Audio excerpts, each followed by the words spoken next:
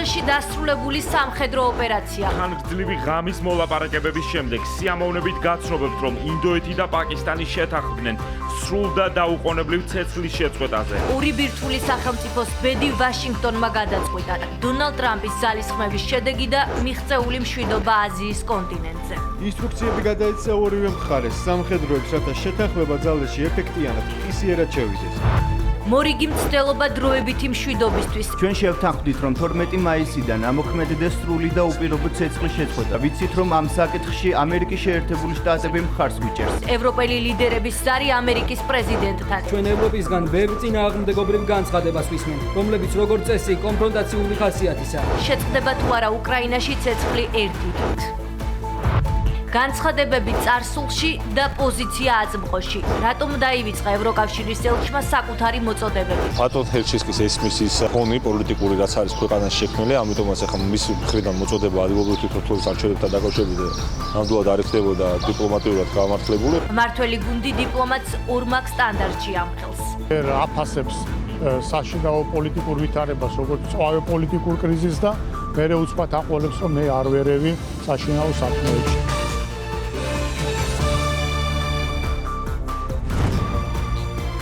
საღამო მშვიდობისა, ეს კურიერია 9 საათზე, მე იზი ბურნაძე ვარ, ვაჯამებ დღის მნიშვნელოვან სიახლეებს. ორი ბირთვული სახელმწიფოს ბედი ვაშინგტონმა გადაწყვიტა დონალდ ტრამპის ძალისხმევის შედეგი და მიღწეული დროებითი მშვიდობა აზიის კონტინენტზე. ინდოეთმა პაკისტანის წინააღმდეგ სრულმასშტაბიანი სამხედრო ოპერაცია 4 დღეში დაასრულა. ისლამაბადის გაუვალი კედელი და დელის სინდური საომარი მოქმედებები ამ სახელწოდებებით დაიწყეს, თუმცა კონფლიქტში მალევე მსოფლიო ლიდერები ჩაერთმნენ. საბოლოო სიტყვა ამერიკის შეერთებული შტატების პრეზიდენტმა თქვა. დონალდ ტრამპი, რომელიც მედიაციას ერთ ომს უკვე უწევს, აცხადებს, რომ ქვეყნებმა ცეცხლის შეწყვეტის შესახებ შეთანხმებას ვაშინგტონის ძალისხმევით მიაღწიეს. კონფლიქტის მონაწილეები ამერიკის 47 პრეზიდენტის მიერ გავრცელებულ ინფორმაციას ადასტურებენ და არც იმას მალავენ, რომ სადაო საკითხები დღის წესრიგში ისევ რჩება. ვრცელდება ინფორმაციაც, რომ რამდენიმე საათიანი მშვიდობა უკვე დაირღვა. ლუკა ჩანგელიას ვრთავთ პირდაპირ ეთერში, რომელიც გვეტყვის უფრო მეც. ლუკა, ვინ დაარღვია ცეცხლის შესახებ შეთანხმება? როგორც ინდოეთის მიერ კონტროლირებადი ქაშმირის რეგიონის ადგილობრივი ხელისუფლების წარმომადგენლები ავრცელებენ ინფორმაციას, ცეცხლის შეწყვეტის შესახებ შეთანხმება პაკისტანის მხრიდან დაირღვა. ადგილიდან როგორც მოქალაქეები, ასევე საერთაშორისო მედიების კორესპონდენტები და სხვა ორგანიზაციების წარმომადგენლები ავრცელებენ ინფორმაციას, რომ სრინგარსა და ჯამუში გამოჩნდნენ სხვადასხვა ტიპის ასაფეთქებელი საშუალებები. ასევე ვრცელდება ინფორმაცია იმის შესახებაც, რომ ხანგრძლივი მშვიდობის შესახებ მიღწეული შეთანხმება შესაძლოა ვერ შესრულდეს სწორედ პაკისტანის მხრიდან გადადგმული ნაბიჯის გამო, რადგანაც მანამდე უკვე ინდოეთმა გაავრცელა ცნობები, რომ ნებისმიერი სახით ცეცხლის შეწყვეტის შესახებ შეთანხმების დარღვევა ტერორისტულ აქტად ჩაითვლებოდა დელისთვის და სწორედ ამ ფორმის ნებისმიერი სახით ინდოეთის ტერიტორიაზე გავრცელების შემთხვევაში შესაბამისი პასუხი ექნებოდა ინდოეთს პაკისტანის ქმედებებზე. ბუნებრივია ჯერჯერობით არ ვიცით, როგორ განვითარდება მოვლენები, უცნობია ისიც რეალურად დაირღვა თუ არა ცეცხლის შესახებ შეთანხმება, თუ იყო რაიმე სახის გაუგებრობა მხარეებს შორის შეთანხმების პროცესში. ამ ყველაფერზე პასუხი უკვე როგორც ინდოეთის, ასევე პაკისტანის ოფიციალურმა პირებმა უნდა გასცენ.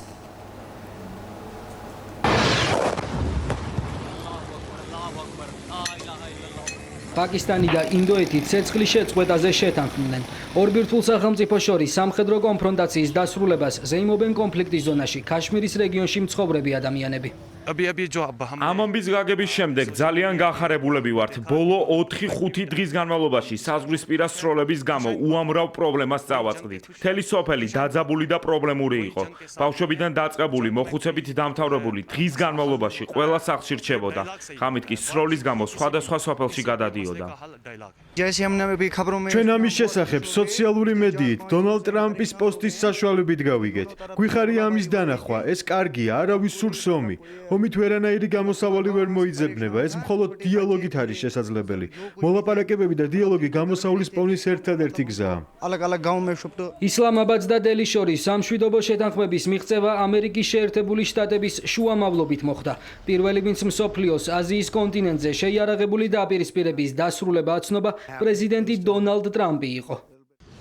შეერთებული შტატების შუამავლობით ხანგრძლივი ღამის მოლაპარაკებების შემდეგ გაცნობებთ, რომ ინდოეთი და პაკისტანი შეთანხმდნენ სრულ და დაუყოვნებლივ ცეცხლის შეწყვეტაზე. ვულოცავ ორივე ქვეყანას საღიაზრისა და შესანიშნავი ინტელექტის გამოყენებას. ამერიკის შეერთებული შტატების პრეზიდენტის მიერ გავრცელებულ განცხადებას მალევე გამოეხმაურნენ ინდოეთისა და პაკისტანის ლიდერებიც.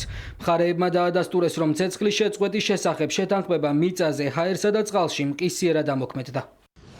პაკისტანი და ინდოეთი შეთანხმდნენ ცეცხლის შეწყვეტაზე, რომელიც დაუყოვნებლივ ამოქმედდება. პაკისტანი ყოველთვის იბრძოდა რეგიონში მშვიდობისა და უსაფრთხოებისთვის, მისი სუვერენიტეტისა და ტერიტორიული მთლიანობის შელახვის გარეშე. შევთანხმდით, რომ ორივე მხარე შეაჩერებს ყველანაირ ბრძოლასა და სამხედრო მოქმედებებს მიწაზე, წყალსა და ჰაერში დღესვე. ინსტრუქციები გადაეცა ორივე მხარეს სამხედროებს, რათა შეთანხმება ძალეში ეფექტიანად მყისიერად შევიდეს. ინდოეთსა და პაკისტანს შორის გამოცხადებულ სპეციალურ სამხედრო ოპერაციებს სინდურსა და გაუვალკედელს 66 მოქალაქის სიცოცხლე ემსხვერპლა. დაშავდა ათობით ადამიანი. საჰაერო იერიშების შედეგად დანგრეულია სამოქალაქო ინფრასტრუქტურა, ჩიხში შევიდა დიპლომატიური ურთიერთობები. ინდოეთმა კომუნიკაცია პაკისტანთან 23 აპრილს ჯამუსა და ქაშმირში მომხდარი ტერაქტის შემდეგ გაწყვიტა. ჩაიკეტა საზღვარი, შეჩერდა 1960 წელს მხარეებს შორის გაფორმებული ინდის ხელშეკრულება, რომელიც ქვეყნებს მდინარის გამოყენების თანაბარ შესაძლებლობებს აძლევს. პარალელურად დელიმ ისლამაბადი ტერორიზმსა და ტერორისტებისთვის ხელის შეწყობაში დაადანაშაულა. ორ ბირთვულ სახელმწიფო შორის სადავო რეგიონთან დაკავშირებით სამხედრო დაპირისპირებას საკმაოდ ვრცელი წარსული აქვს. ბოლო 80 წლის განმავლობაში ქვეყნებს შორის იყო 3 ომი, 4 სამხედრო ოპერაცია, 10 მსხვილი ტერაქტი, ასობით სასაზღვრო შეტაკება, ათობით დიპლომატიური, საზღვაო და სადაზვერვო დაპირისპირება. ქაშმირის რეგიონი 1947 წლიდან 3 პასუხისმგებლობის ზონად არის დაყოფილი, რომელთაც ჩინეთი, ინდოეთი და პაკისტანი აკონტროლებენ. 2019 წლიდან ორ ბირთვულ სახელმწიფო შორის კონფლიქტი დროებით შეჩერებული იყო, თუმცა 22 აპრილს მომხდარი ტერაქტის შემდეგ პროცესები შეიარაღებულ დაპირისპირებაში გადაიზარდა. ამერიკის მედიაცია აზიასთან ერთად ევროპაზეც ვრცელდება, თუმცა ტრამპის სწრაფი ეფექტი აქ ჯერჯერობით არაეფექტურია. უკრაინაში ომის დასრულების გეგმაზე მოსკოვი და კიევი ამ დრომდე არ შეთანხმებულან. ვაშინგტონი კი ვლადიმერ პუტინისგან სისხლისხრის დაუყოვნებლივ შეჩერებას ითხოვს. კრემლი დუმილს ხანგრძლივ მშვიდობაზე არ არღოს, მოსკოვიდან მომავალ სიჩუმეს კი ხმამაღლა პასუხებენ ევროპელი ლიდერები. დაიშჩება ყველა, ვინც უკრაინაში სამხედრო ომის დანაშაული ჩაიდინა, ისინიც კი, ვინც ჯერ ჰააგის სასამართლოში ვერ მოხვდნენ. კიევში ჩასული ლიდერები ახალი ევროპული ტრიბუნალის შექმნას აანონსებენ. 3 საათი ვლადიმერ პუტინის სამდღიანი ზავის დასრულებამდე და 51 საათი ვოლოდიმირ ზელენსკის მიერ 30 დღიანი ცეცხლის შეწყვეტის მოთხოვნის ამოქმედებამდე. კიევი მოსკოვისგან ახალ დროებით ზავს ითხოვს. გადაწყვეტილება უკრაინის პრეზიდენტმა ევროპელ ლიდერებთან ერთად მიიღო. ემანუელ მაკრონი, კირ სტარმერი, ფრიდრიხ მერცი და დონალდ ტუსკი კიევში დილიდან ჩავიდნენ. თითქმის 5 საათიანი დახურული შეხვედრის შემდეგ კი ვლადიმერ პუტინს ერთად მიმართეს. დღეს ჩვენ ყველანი პუტინს მიმართავთ. თუ ის სერიოზულად არის განწყობილი მშვიდობის მიმართ, მას აქვს შანსი, რომ ეს ახლავე დაამტკიცოს. 30-ზე მეტი ქვეყანა მოითხოვს, რომ 12-დან დაიწყოს 30 დღიანი ცეცხლის შეწყვეტა ყოველგვარი პირობების გარეშე. ჩვენ ამას უკრაინის მამაცი ხალხისთვის და მთელი ევროპის უსაფრთხოებისთვის ვაკეთებთ. თუ რუსეთი ამ წინადადებებს უარყოფს, მაშინ ყველა მიხვდება თუ ვინ არის მშვიდობის მომხრე და ვინ ომის. ერთიანობა მთავარ მედიატორსაც აჩვენეს. ვოლოდიმირ ზელენსკიმ, დიდი ბრიტანეთის, საფრანგეთის, გერმანიისა და პოლონეთის ლიდერებმა დონალდ ტრამპს ცეცხლის შეწყვეტის გეგმაზე ინფორმაცია სატელეფონო კომუნიკაციის საშუალებით მიაწოდეს. ჩვენ შევთანხმდით, რომ 12 მაისიდან ამოქმედდეს სრული და უპირობო ცეცხლის შეწყვეტა, სულ მცირე 30 დღით. ამას ერთად მოვითხოვთ რუსეთისგან და ვიცით, რომ ამ საკითხში ამერიკის შეერთებული შტატები მხარს გვიჭერს. ევროპელი ლიდერების მიმართვას თავად ადრესატი არ გამოხმაურებია. ვლადიმერ პუტინის პრესმდივანმა კი თქვა, რომ რუსეთის პრეზიდენტი ნებისმიერი ქვეყნის ლიდერთან დიალოგისთვის მზად არის, თუმცა დიმიტრი პესკოვის თქმით, რუსეთი ევროპისგან მხოლოდ კონფრონტაციული ხასიათის განცხადებებს ისმენს. ვლადიმერ პუტინმა არაერთხელ განაცხადა, რომ ჩვენ მზად ვართ ნებისმიერ ლიდერთან კონტაქტისა და დიალოგისთვის, თუმცა ჩვენ ევროპისგან ბევრ წინააღმდეგობრივ განცხადებას ვისმენთ, რომლებიც როგორც წესი კონფრონტაციული ხასიათისა მიღებისა. რაც შეეხება იზოლაციას, ძალიან რთულია ისეთი ქვეყნის იზოლირება, როგორიც რუსეთია, რადგან ჩვენ მსოფლიოს ძალიან დიდ ნაწილს ვიკავებთ და აქტიურად ვავითარებთ ურთიერთობებს უამრავ ქვეყანასთან. რუსეთსაც და უკრაინასაც ომის ყოველდღიური დანაკარგები კიდევ ერთხელ შეახსენა ამერიკის 47 პრეზიდენტმა და მხარეებს მშვიდობის დამყარებისკენ კიდევ ერთხელ მოუწოდა. ჩვენ კვირაში 5000 ჯარისკაცს ვკარგავთ, სხვათა შორის რუს და უკრაინელ ჯარისკაცებს, ასევე სხვა ადამიანებსაც. და მე ვიმეორებ, დაასრულეთ ეს სულელური ომი. ეს არის ჩემი გზავნილი ორივე მხარისთვის. შეწყდება თუ არა უკრაინაში ცეცხლი მინიმუმ 30 დღით. ეს უკვე რუსეთის პასუხზეა დამოკიდებული. სანამ ვლადიმერ პუტინი და ვოლოდიმირ ზელენსკი ურთიერთ ბრალდებების ფონზე შეთანხმების მიღწევას შეძლებენ, უკრაინაში ომის 1172 დღე სრულდება. შვიდობა იყოს თქვენთან. მას შემდეგ რაც სიქსტეს კაპელაში მიქელანჯელოს დაბადების ქვეშ რომის ახალი პაპის ისტორიაც დაიბადა, ლეო მე-14-მ წმინდა პეტრეს მოედანზე შეკრებილ ხალხს სწორედ ამ სიტყვებით მიმართა. პირველი მისი გამოსვლა სწორედ მშვიდობაზე აქცენტით დაიწყო, თუმცა წინ არის პირველი დიდი მესაც. ხვალ კათოლიკური სამყარო წმინდა პეტრეს ბაზილიკაში შეიკრიბება და ახალი პონტიფიკოსის საზეიმო წირვას დაესწრება. რა გზავნილები ექნება ახალ პაპს 10,000-ობით მორწმუნე ლეო მე-14-ის პირველ ქადაგებას ელის. ვატიკანში მუშაობს კურიერი მირიან გორგოძე გვერდება პირდაპირ ეთერში. მირიან, რა მოლოდინი აქვს კათოლიკურ სამყაროს?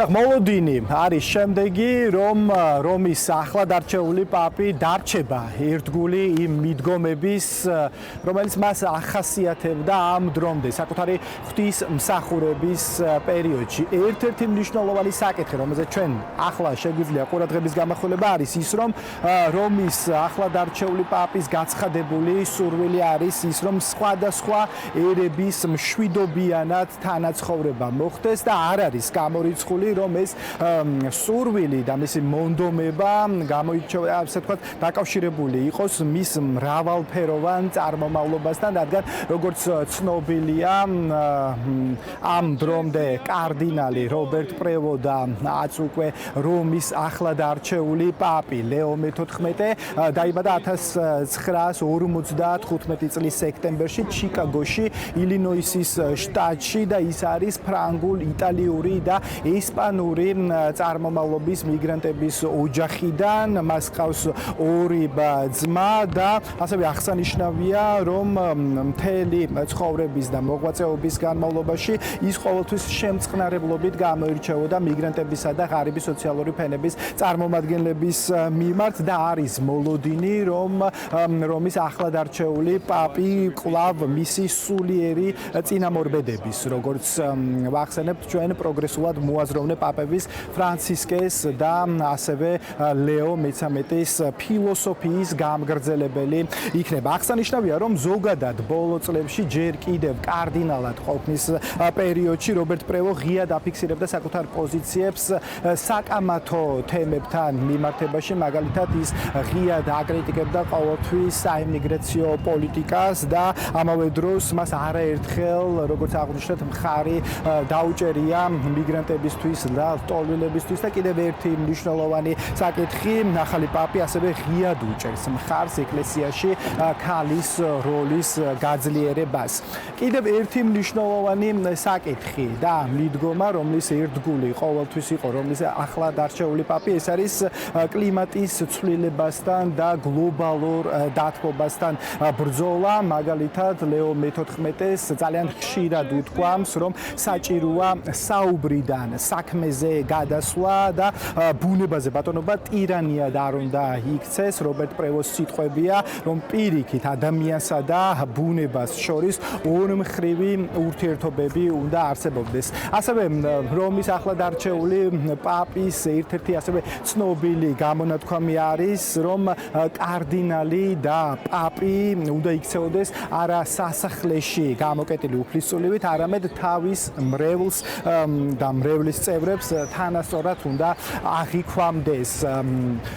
მაშასებ არის მოლოდინი, რომ ის კვლავ გააგრძელებს საკუთარ სწავლებას, მიდგომებს და ზოგადად მომლოცველები, რომლებიც აქ ვატიკანის ცენტრში მოდიან, ან ნებისმიერი მსოფლიოს ნებისმიერი წერტილიდან, როდესაც ისინი საუბრობენ რომის ახლად არჩეულ პაპთან დაკავშირებით და მოლოდინებთან დაკავშირებით, ყოველთვის ხაზგასმით ამბობენ, რომ ლეო მე-14-ს აქვს საკმარისი ცოდნა და პრაქტიკული გამოცდილება იმისათვის, რომ მან საჭირო კონტაქტები დაამყაროს პოლიტიკური პარტიების ლიდერებთან თუ სასულიერო ეპარქიების წინამძღოლებთან, ანუ ზოგადად იმ ადამიანებთან, ვინც დღესდღეობით მსოფლიო გეოპოლიტიკურ დღის წესრიგს განსაზღვრავს და ხელი შეუწყოს, რომ ის ახლად არჩეულმა პაპმა მსოფლიოს უფრო დაკავშირებადობის გაზრდას, გაერთიანებას, იმას, რომ უფრო ჰუმანური გახდეს მსოფლიო საზოგადოება და ამავე დროს გადამწყვეტი როლი შეასრულოს მან იმ კონფლიქტების გადაჭრაში, რომელიც ამ დროისთვის ერთ-ერთ მნიშვნელოვან გადაუჭრელ პრობლემად რჩება მსოფლიოსთვის.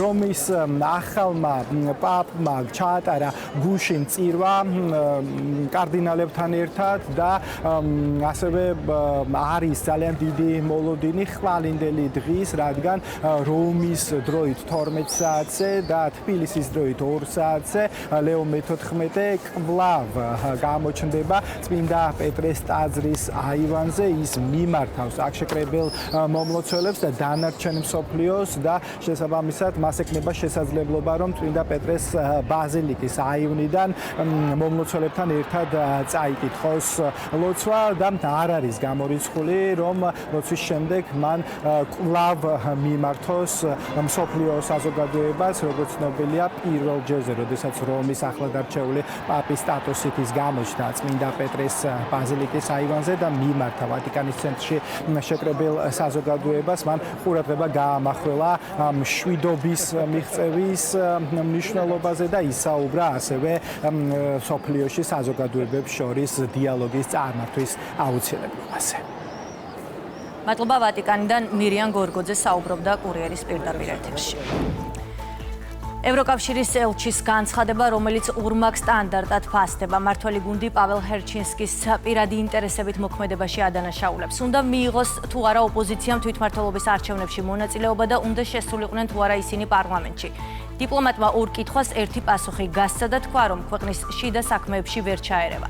აწმყოში ნათქვამა ქართულ ოცნებას ელჩის წარსულში გაკეთებული განცხადებები გაახსენა. მმართველ გუნდში ამბობენ, რომ დიპლომატის ქმედებები სწორედ ქვეყნის შიდა საქმეებში ჩარევას ემსახურებოდა. მიხეილ სააკაშვილის პატიმრობა, საპარლამენტო არჩევნებში მონაწილეობის მოწოდება და ქვეყნის კანონმდებლობაზე შეფასებები. ქართული ოცნება კონკრეტულ ფაქტებზე საუბრობს. მთელი მისი მოღვაწეობა ვიწრო პოლიტიკური დღის წესრიგის გატარებას მოხმარდა, რაც ნამდვილად ნიშნავდა საქართველოს შიდა საქმეებში არა მართლაც მიერ ჩარევას. ასე აფასებს ქართული ოცნება ევროკავშირის ელჩს მისივე განცხადების შემდეგ, რომ საქართველოს შიდა საქმეებში არ ერევა. ეს კომენტარი კი პაվել ჰერჩინსკიმ თვითმმართველობის არჩევნებში ოპოზიციის მონაწილეობასთან დაკავშირებით გააკეთა. თუმცა იქვე განაცხადა, რომ ქვეყანა ღრმა პოლიტიკურ კრიზისშია. უმრავლესობაში ამბობენ, რომ დიპლომატის განცხადება სწორედ პოლარიზაციის გაღრმავებისკენ არის მიმართული. შიდა პოლიტიკაში ჩარევაზე კი არაერთი ფაქტი მიუთითებს. ჯერ აფასებს საშინაო პოლიტიკურ ვითარებას, როგორც წვავე პოლიტიკურ კრიზისს და მერე უცბად აყოლებს, რომ მე არ ვერევი საშინაო საქმეებში. ჩვენ აქ არაფერ შუაში არა ვართ. სამწუხაროდ არიან შუაში და შუაში კი არა, ხშირ შემთხვევაში ამ კრიზისის შექმნაში აქვს პირდაპირი მონაწილეობა მიღებული. მთელი საარჩევნო პერიოდი, არჩევნების შემდგომი პერიოდი დაკავებულები იყვნენ პირდაპირი, ასე ვთქვათ, ჩარევით საქართველოს საშინაო პოლიტიკაში, დემოკრატიულ პროცესში, ანუ საარჩევნო პროცესში. უმრავლესობა წინა საარჩევნოდ ევროკავშირის ელჩის მიერ გაკეთებულ ამ განცხადებას გულისხმობს. ურთიერთობების ამჟამინდელ მდგომარეობაზე, რომელიც სამწუხაროდ სავალალოდ გამოიყურება, ბრალი მიუძღვის საქართველოს ხელისუფლებას. არჩევნები ჩატარდება ერთ კვირაში. ეს არჩევნები ფარულია, სადაც თითოეულ ქვენგანს ექნება საშუალება გადაწყვიტოს, გსურთ საქართველოს წარმატება და ევროკავშირის წევრობა თუ არა. იხსენებენ მიხეილ სააკაშვილთან დაკავშირებით ელჩების დემარშს და განცხადებებს კონკრეტულ სისხლის სამართლის საქმეებზე. ჩვენ შეშფოთებულები ვართ მიხეილ სააკაშვილის გაუარესებული ჯანმრთელობის მდგომარეობის გამო. ეს დემარში შეთანხმდა ბრიუსელში. ვაგრძელებთ მოწოდებას, რომ მზია ამაღლობელი დაუყოვნებლივ იქნას გათავისუფლებული. იყო განცხადებები თბილისში გამართულ დემონსტრაციებზე. ჩვენ ვდგავართ ქართულ ხალხთან, ხელისუფლებაზე, რომელიც პასუხისმგებელია ძალადობაზე, ჩვენ ვერ გავჩუმდებით. შიდა პოლიტიკურ პროცესებსა თუ კანონმდებლობაზე, მათ შორის გამჭვირვალობის კანონზე. გაიწვიეთ ეს კანონი. დიახ, ჩვენ სრულიად ნათელი ვართ გზავნილში. პრეზიდენტის იმპიჩმენტი ვერ დაეხმარება დეპოლარიზაციას და პირიქით. თულია იმის თქმა, თუ რა გავლენა ექნება ამ პროცესს კანდიდატის სტატუსის მიღებაზე. სწორედ კანდიდატის სტატუსს და ევროინტეგრაციის ვალდებულებებს უკავშირებს ოპოზიცია ელჩის ყველა ამ განცხადებას. ხელისუფლების ოპონენტები აცხადებენ, რომ ხელისუფლების კრიტიკა შიდა საქმეში ჩარევა არ არის. შიდა საქმეში გადაერევა ვალდებულებაც ქონდა, რომ განცხადებები გააკეთებინა საქართველოს მინარე საკითხებზე დაკავშირებით. თუ როგორ წაგვიგნენთ, რომ ევროკავშირის ელჩი საქართველოს მინარე პოლიტიკურ საკითხებზე კომენტარს არ აკეთებდეს, სადაც რითი უნდა იყოს ეს ადამიანი დაკავებული. ეს მისის ფონი პოლიტიკური რაც არის ქვეყანაში შექმნილი, ამიტომაც ახლა მის მხრიდან მოწოდება ადგილობრივი თვითმმართველობის არჩევნებთან დაკავშირებით ნამდვილად არ იქნებოდა დიპლომატიურად გამართლებული. ყველა ის თემა, რაზეც მოდიოდა პოზიციონირება ევროკავშირის ქვეყნებიდან, ებრძნებოდა იმ ვალდებულებებს, რაც ჰქონდა აღებული ქართულ ოცნებას, რომ დემოკრატიული რეფორმები ჩაატაროს. ევროკომისია ახალ არჩევნებს არ ასახელებს, არასოდეს ამბობდა და ამბობს პოლიტიკურ ვითარებაზე, პოლიტპატიმრების გამოშვებაზე, ადამიანის უფლებების დაცვაზე. ამიტომ გასაგებია, რომ მას პოზიცია არ შეუცვლია. მეორე არის ევროპარლამენტის მკაცრი პოზიცია, რომ აქ ახალი არჩევნები უნდა ჩატარდეს. უმრავლესობა დიპლომატის არადიპლომატიურ მიდგომებსა და ორმაგ სტანდარტზე საუბრობს. ქართულ ოცნებაში აცხადებენ, რომ ელჩი, რომელიც არჩევნებამდე ოპოზიციის მხარდამჭერი მოწოდებებით გამოდიოდა თვითმმართველობის არჩევნებში, იგივე პარტიების მონაწილეობასთან დაკავშირებით დასმულ კითხვას თავს შეგნებულად არიდებს. გვახსოვს კონკრეტულ სისხლის სამართლის საქმეებზე ბრალდებულ პირებს, იქნება ზია ამაღლობელი თუ სხვა, აცხადებდა მის სურვილებს და არა იმ რეალობას, რაც საქართველოში არის და საზოგადოებამ კარგად იცის. ჩვენ ძალიან კარგად გახსოვს დამნაშავე მიხეილ სააკაშვილთან მიმართებით ჰერჩინსკის და სხვა ევრობიუროკრატების პოზიცია, როდესაც გაუდნენ მოცემულობას თითქოს სააკაშვილს პეტენციურ დაწესებულებაში ვინმე აწამებს. გვახსოვს სასამართლო სხდომებზე კონკრეტული ჩინოსნების, ელჩების დასწრება, რომელიც რა თქმა უნდა რა არის სხვა თუ არა ქვეყნის შიდა საქმეებში ძალიან უხეში ჩარევა. მაგალითად 26 ოქტომბრის წინასაარჩევნო პერიოდში პირდაპირ განცხადებებით იყო ეს ადამიანი წარმოადგენელი, რომელიც ხელს უწყობდა კოლექტიური ნაცმოძრაობის მისი მოლოდინი წარმატებას. პირდაპირ მოწოდებები იყო, ამავდროულად გარედან მათ შორის ევროპული ფონდებიდან ფინანსდებოდა სხვადასხვა ღონისძიებები. ჩვეულებრივ წინასაარჩევნო კამპანია იყო დაფინანსებული და ეხლა ხო ვისმენთ, რომ თურმე შიდა საქმეებზე განცხადებას ვერ გააკეთებენ. ეს უკვე ორმაგი სტანდარტიც კი აღარ არის, საერთოდ სტანდარტები აღარ არსებობს. უნდა შევიდნენ თუ არა ოპოზიციური პარტიები პარლამენტში და უნდა მიიღონ თუ არა მუნიციპალურ არჩევნებში მონაწილეობა.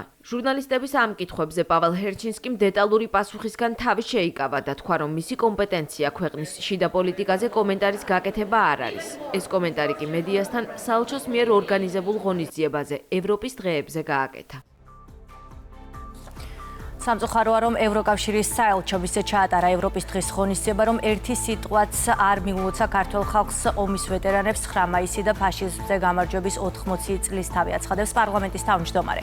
პირველი კანონმდებელი სოციალურ ქსელში წერს, რომ ევროპის დღისა და ფაშიზმზე გამარჯვების აღნიშვნა ერთმანეთს არ უნდა გამორიცხავდეს. ბრძოლის ველზე 300,000 დაცემული ქართველი გმირით საქართველოს ნაციზმის დამარცხებისთვის დიდი მსხვერპლი გაიღო. რომ არა ეს ბრძოლა ევროპა დღეს ვერ იქნებოდა ისეთი როგორიც არის. რომ არა ეს მსხვერპლი არ იქნებოდა არც ევროკავშირი და არც ევროპის დღე. ევროპის დღის და ფაშიზმზე გამარჯვების აღნიშვნა ერთმანეთს არ უნდა გამორიცხავდეს. პირიქით, სწორედ ფაშიზმის დამარცხებამ შექმნა დღევანდელი ევროპა. ძალიან ცუდია თუ კი ამ დღის დემონსტრაციული იგნორირება ერთის მეორით ჩანაცვლებას ემსახურება. საერთო მეხსიერება არის ის, რაც ჩვენს კონტინენტს ცივილიზაციად აქცევს. ჭეშმარიტი ევროპა წარსულის დაფასებაშია. არის თუ არა დამოკიდებული ხალხის გარეთ გაყვანა ქვეყნის გარედან მიღებულ დაფინანსებაზე. ევროპის დღე ოპოზიციამ და მათმა მხარდამჭერებმა ევროპის მოედანზე აღნიშნეს.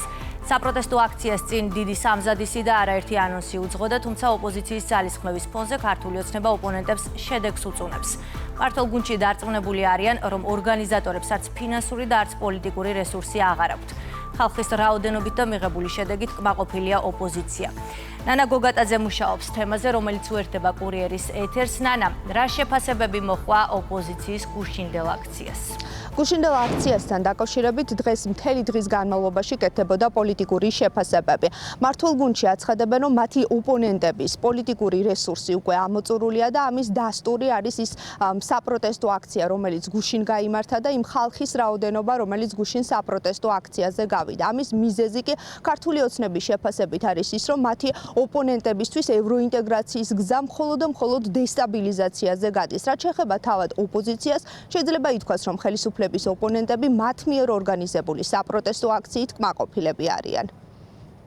იყო ორკვირიანი მოსამზადებელი პერიოდი, მათ ვერ შეძლეს საზოგადოებიდან 2000 ადამიანზე, 2000 კაცზე მეტის მოგროვება. ასე აფასებს ქართული ოცნება ევროპის დღესთან დაკავშირებით გამართულ აქციას. მართულ გუნდში აცხადებენ, რომ მათ ოპონენტებს ხალხის მხარდაჭერა არ აქვთ და გრძელვადიანი კამპანიის მიუხედავად საზოგადოების მობილიზება ვერც გუშინ მოახერხეს. არის ლოზუნგად გამხდარი ტერმინი მოცემულობა ევროპა, რომელიც ჩვენმა საზოგადოებამ ძალიან კარგად იცის, რომ ის თუ რასაც თავაზობენ დღევანდელი ევროკავშირის ელჩი და რადიკალები ჩვენს ქვეყანას ევროპის სახით, ეს არ არის ის ღირებულებები, რეალური ღირებულებები, რაც არის ევროპული ღირებულებები, რისკენაც მიდის ქართველი ხალხი, რაც არის ჩვენი საგარეო პოლიტიკის, რა თქმა უნდა, პრიორიტეტი და რჩება პრიორიტეტად.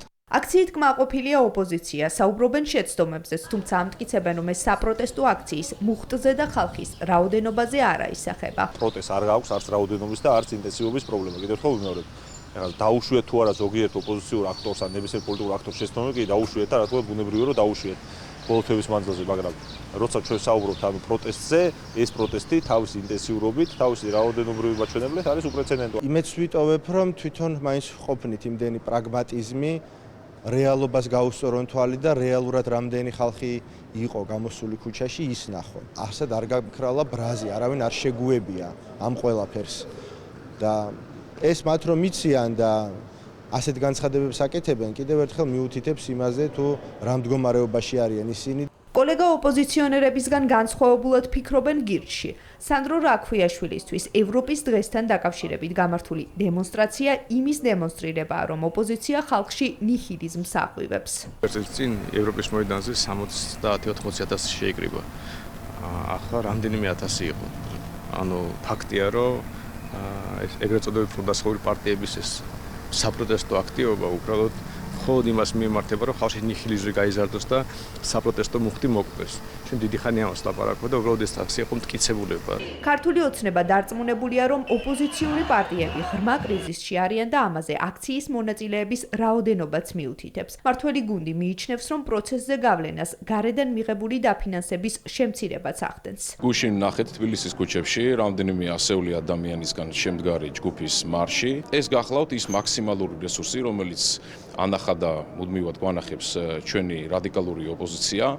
მე მინდა გითხრათ, რომ ამ ადამიანთა რაოდენობა არის სწორედ თანხვედრაში იმ გარედან წამოსულ დაფინანსებასთან, რომელსაც ჩვენ ვხედავთ. როგორც კი შემცირდა დაფინანსება, ასევე შემცირდა ამ ადამიანთა რაოდენობა და თუ შემცირდება გარედან წამოსული დაფინანსება, ასევე შემცირდება კიდევ უფრო ამ ადამიანების რაოდენობა. რიკვირის განმავლობაში 20 ემზადები აქციისთვის, 9 მაისს შესაძლებელი აქციისთვის და 10 პარტია შეძლებს მაქსიმუმ 2000 ადამიანის მობილიზებას.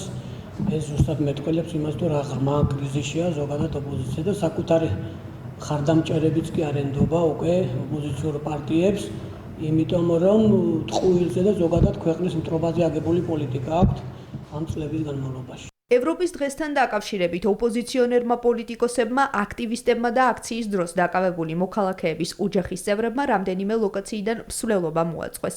საპროტესტო აქციის საბოლოო წერტილი კი ევროპის მოედანი იყო. ოპოზიცია დილემის პირისპირ შეცვლიან თუ არა პოლიტიკური პარტიები დღის წესრიგს. წინ თვითმმართველობის არჩევნებია, დრო მცირდება, თარიღი ახლოვდება, თუმცა ოპოზიციის პოზიციებში ბუნდოვანება ისევ არ ქრება. მართველი გუნდის ოპონენტთა ნაწილი აცხადებს, რომ ნებისმიერი არჩევნებისთვის მზად არის, ნაწილი კი აქცენტს მხოლოდ საპარლამენტო არჩევნებზე აკეთებს.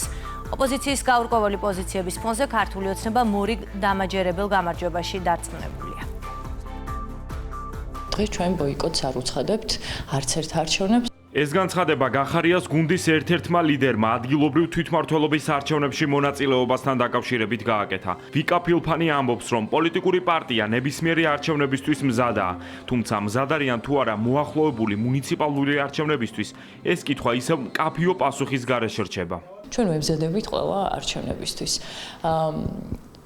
არ აქვს მნიშვნელობა ეს რა იქნება.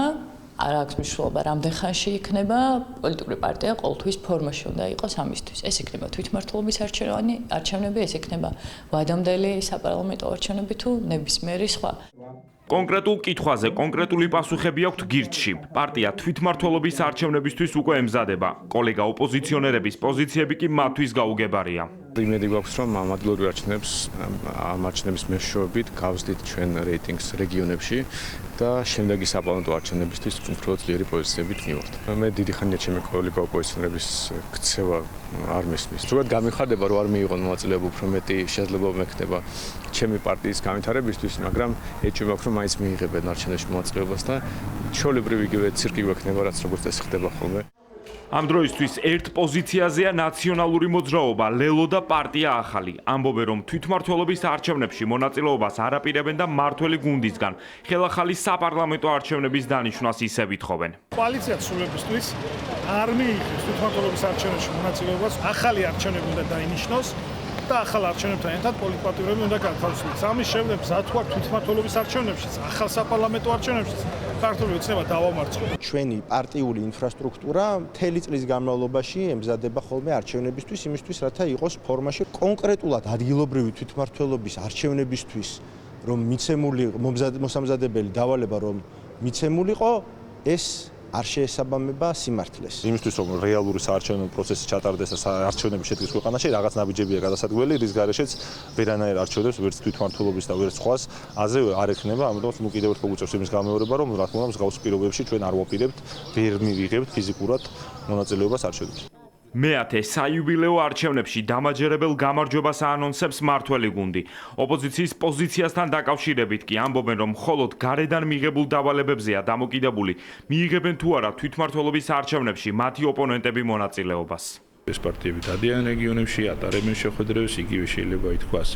ახალთან დაკავშირებითაც ლელოც, მათ შორის გახარიას პარტია, ეს იმას ნიშნავს, რომ ისინი ემზადებიან არჩევნებისთვის. რატომ არ ამბობენ ამას ახლავე ღიად, ეს როგორც ჩანს არის დამოკიდებული მათ გარე პარტნიორებზე, როდის მიიღებენ საბოლოო დავალებას, რომ ან მიიღონ არჩევნებში მონაწილეობა, ან არ მიიღონ. იგივე მეგობარი აქტი, ან სხვა განცხადებები, რომელიც ევროკავშირიდან თუ სხვა სტრუქტურებიდან გვესმის ჩვენს პირდაპირ უკავშირდება, მათ შორის მოახლოებულ თვითმმართველობის არჩევნებს, რომ იქნება არჩევნებამდე მაქსიმალურად დააზიანონ ჩვენი სახელმწიფოს ინტერესები, მაქსიმალურად დააზიანონ კონკრეტული განცხადებები თუ ქმედებები საქართველოს ხელისუფლება, თუმცა ჩვენთვის ნებისმიერ შემთხვევაში ოპოზიცია ერთიანად მიიღებს, ცალ-ცალკე მიიღებს, არ აქვს მნიშვნელობა, ჩვენ უკვე დავიწყეთ მზადება თვითმმართველობის არჩევნებისთვის, მათ შორის დაწყებულია კონსულტაციები მერების და საკრებულოს წევრობის კანდიდატების შერჩევაზე, ახლოს კვირებში დაიწყება უკვე აქტიურად საარჩევნო კამპანია და დარწმუნებული ვარ, 4 ოქტომბერს ქართულ ხალხთან ერთად კიდევ ერთხელ გავიმარჯვოთ მეათე საიუბილეო არჩევნებში. აშკარაა, რომ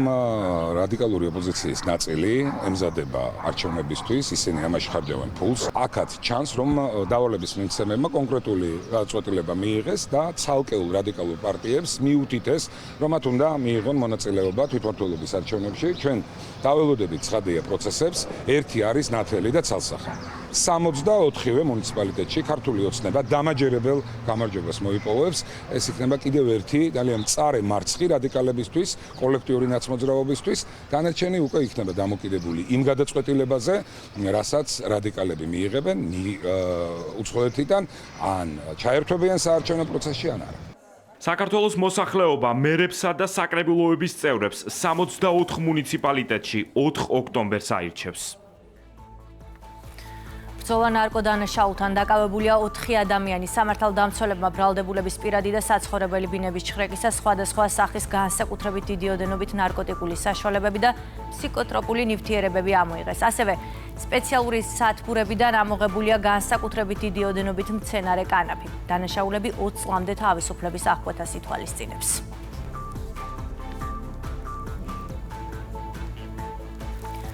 თელავს თანამედროვე სტანდარტებით აღჭურვილი გარემოს დაცვითი ზედამხედველობის დეპარტამენტის რეგიონული სამმართველოს ახალი შენობა აქვს. გარემოს დაცვისა და სოფლის მეურნეობის მინისტრმა ახალი შენობა დაათვალიერა და მუშაობის პროცესს გაეცნო.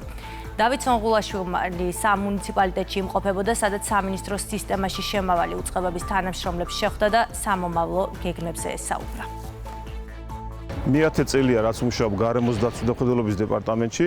ამ წლების განმავლობაში მუდმივად ხდება სამუშაო პირობების გაუმჯობესება. დღეს თელავში გარემოს დაცვითი ზედამხედველობის კახეთის რეგიონული სამმართველოს ახალი შენობა გაიხსნა. ინფრასტრუქტურა თანამედროვე სტანდარტებს სრულად აკმაყოფილებს. დასაქმებულები ამბობენ, რომ ახალი სივრცე დაეხმარებათ მათზე დაკისრებული მოვალეობა უფრო ეფექტურად შეასრულონ. გარემოს დაცვითი ზედამხედველობის დეპარტამენტის რეგიონალური ოფისების რეაბილიტაცია მშენებლობის სამუშაოები ბოლო წლებში აქტიურად მიმდინარეობს. დღეს გაიხსნა კახეთის რეგიონალური ოფისი, რომელიც თანამედროვე სტანდარტებით არის აღჭურვილი. ეს კიდევ ერთხელ ხელს შეუწყობს თანამშრომლებს, რათა ეფექტურად განახორციელონ თავიანთი საქმიანობა და განახორციელონ კონტროლი გარემოს დაცვის კუთხით.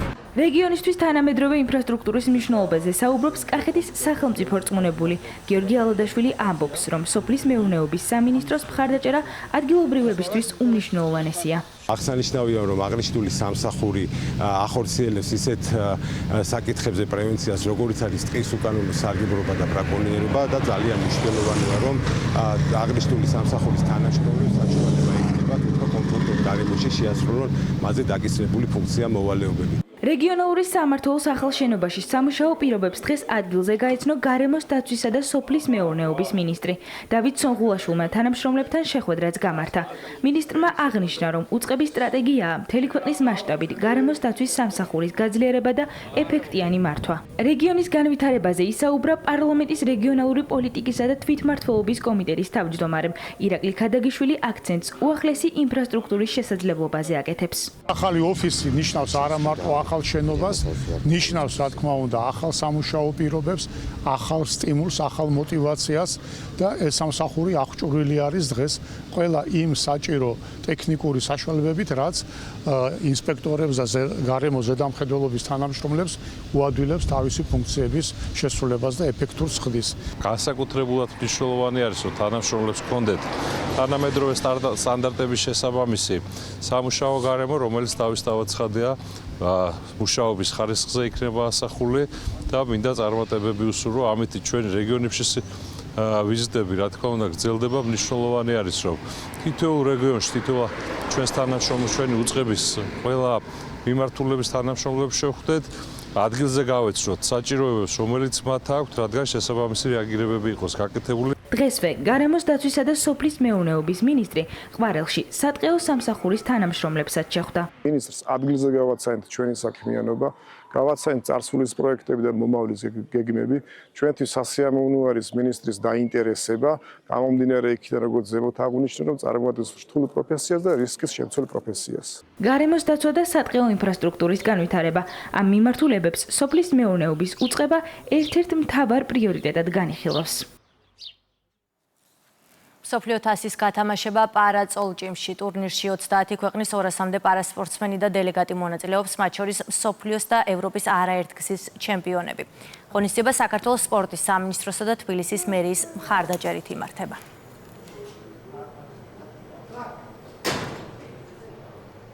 დაიწყო პარაწოლჭიმში მსოფლიო თასი თბილისში 2025, მას პინძლობთ 30 ქვეყნის 200-მდე პარასპორტსმენს და დელეგატს, მათ შორის მსოფლიოს, ევროპის და მსოფლიო თასის გამარჯვებულებს.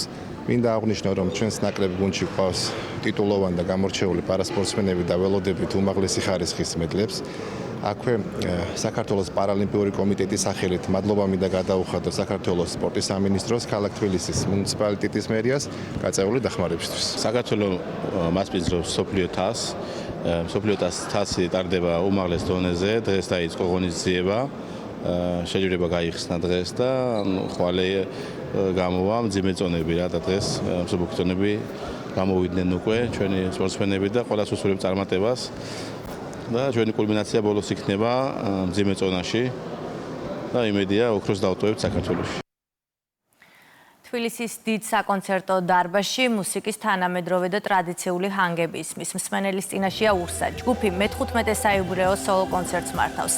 საათნახევრიანი მუსიკალური პროგრამა კარგად ნაცნობ და ახალ სიმღერებს აერთიანებს.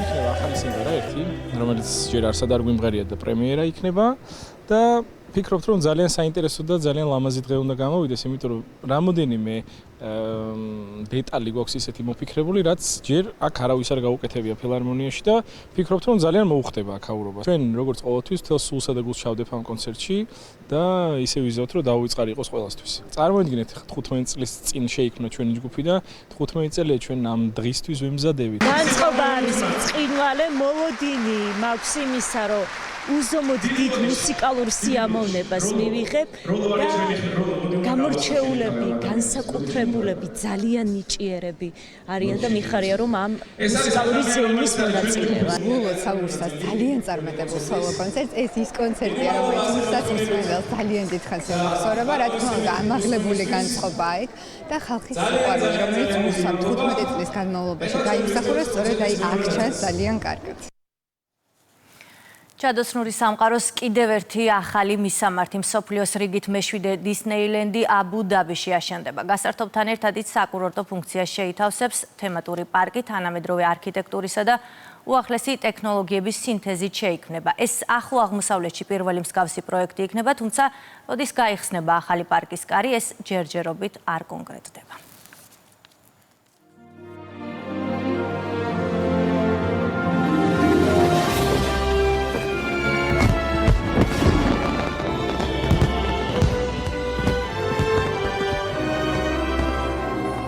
ადგილი, სადაც ასაკის მიუხედავად ყველას ოცნება რეალობად იქცევა.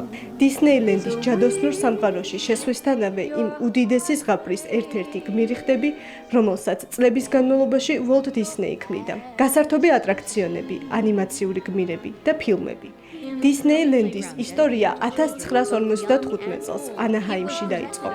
მალევე სხვა ქვეყნებშიც გადაინაცვლა და დღეს სულ 6 დისნეილენდი არსებობს. თუმცა ფერადი ზღაპარი გრძელდება. ბოლო 15 წლის განმავლობაში პირველად კომპანია Walt Disney-მ ახალი თემატური პარკის გახსნის შესახებ დაწერა, რომელიც აბუ-დაბიში გაშენდება. გადავწყვიტეთ გავაშენოთ ძალიან თანამედროვე დისნეილენდი, რომელიც ჩვენი სხვადასხვა ტიპის ინტელექტუალური საკუთრების საშუალებით გახდება შესაძლებელი. დისნეილენდი თავის მხრივ გულისხმობს ბევრ პატარ-პატარა ტერიტორიას, რომელიც საბოლოოდ ერთ თემატურ პარკად ერთიანდება. ეგრეთ წოდებულ რენდერში ასახულია ტერიტორია იასის კუნძულზე, რომელიც აბუ-დაბიში მდებარეობს. საბოლოოდ ამ ეტაპისთვის უცნობია დეტალურად რა შევა პარკში, თუმცა დანამდვილებით შემიძლია ვთქვა, რომ ნამდვილად იქნება ციხესიმაგრე. დისნეილენდის სასახლე სრულიად გამორჩეული და განსხვავებული იქნება. პროექტიდან ვიგებთ, რომ მას კრისტალის მსგავსი სპირალის კონსტრუქცია ექნება. დისნეი კი პარკის შემოქმედებით დიზაინსა და განვითარებაზე იზრუნებს, ასევე გააკონტროლებს პარკის ექსპლუატაციის პირობებს. ჩვენი კომპანია იმისთვის არსებობს, რომ ხალხში ბედნიერება შემოიტანოს. სწორედ ეს არის დისნეი, ის საკუთარ მაგიურ სამყაროში გამოგზაურებს. მიხარია, რომ ამ პროექტზე ვმუშაობთ, რომელიც მომავალ თაობაზეა გათვლილი. ის რაც სულ მალე აბუ-დაბიში გაშენდება, იქნება ინოვაციური, რომელიც უამრავ ადამიანს გააბედნიერებს და იმედი მაქვს, რომ მთელი მსოფლიოს მოსახლეობისთვისაც იქცევა შთაგონების წყაროდ.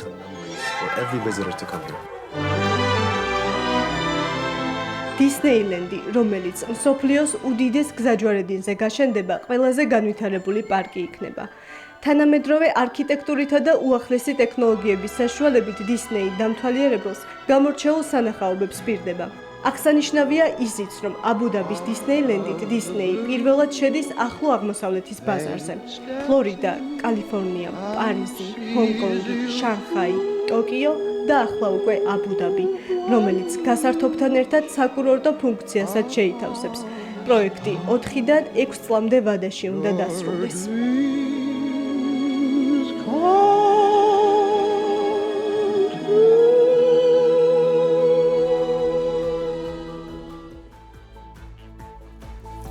ასეთი იყო კურიერი 9 საათზე დარჩით რუსთავი 2-ზე, წინ გეოდებათ სერიალი მიხო და მარო ნახომის.